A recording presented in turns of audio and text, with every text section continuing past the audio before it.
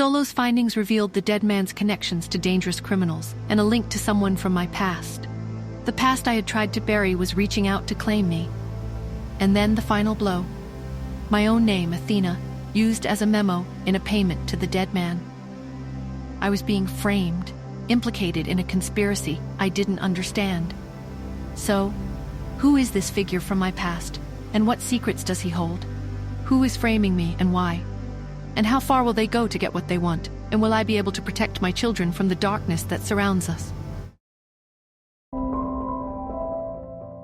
The word Athena hung in the air, a chilling accusation. Justin's eyes were fixed on me, searching, questioning. My heart pounded against my ribs, a frantic drumbeat of fear and disbelief. "It's not possible," I said, my voice barely a whisper. "I didn't pay that man." Justin remained silent, his gaze unwavering. The weight of suspicion in his eyes was almost unbearable. "You don't believe me?" I asked, my voice rising, a desperate plea for trust. "I don't know what to believe, Nora," he said, his voice low. "But this is my son's life we're talking about. I need to know the truth." "The truth is, I'm trying to protect him just as much as you are," I said, my voice trembling with anger and fear. "I wouldn't do anything to hurt Pete."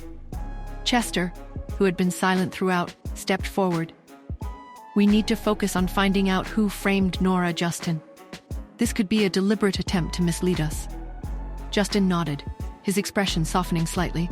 "You're right, Chester, but we can't ignore this. We need to investigate." "I'll help," I said, my voice firm. "I'll do whatever it takes to find out who's behind this."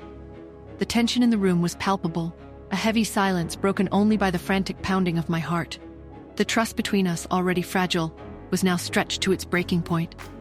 Later I found myself in my room, my mind racing. I needed to know the truth, and I needed to know it now.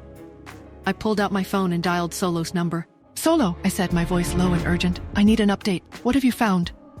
"Nora, it's not good," Solo said, her voice grim.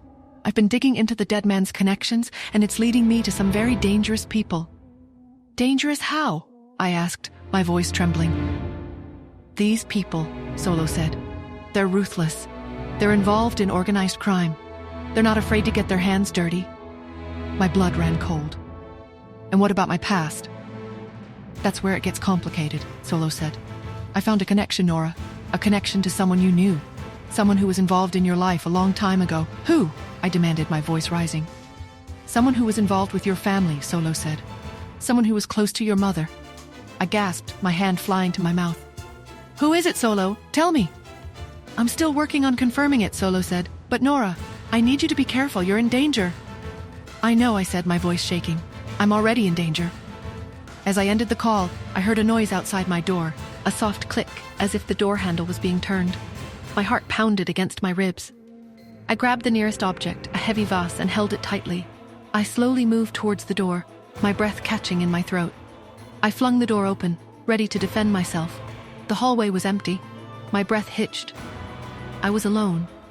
But the feeling of being watched, the sense of danger, lingered in the air. Later that night, Cherry and Pete were playing in Pete's room, their voices hushed and serious. "We have to do something," Cherry said, her brow furrowed in concentration. "They're still not getting along." "Maybe we should try a romantic dinner," Pete suggested. "That might work," Cherry said, nodding, "but we need to make sure they're alone." They exchanged a knowing look, their young faces serious and determined. The next day, as I was walking through the mansion, I noticed that the door to the dining room was closed. I heard muffled voices from inside. I slowly opened the door. Justin and Pete were sitting at the table, a romantic dinner laid out before them. Candles were lit, and soft music was playing. "What's going on?" I asked, my voice surprised. Justin looked at me, his expression confused. "I don't know," he said. "Pete insisted on setting this up." Pete and Cherry emerged from behind a curtain, their faces beaming. "Surprise!" Cherry exclaimed. "We set up a romantic dinner for you both." I looked at them, my heart softening. They were just trying to help. But the situation was awkward, to say the least.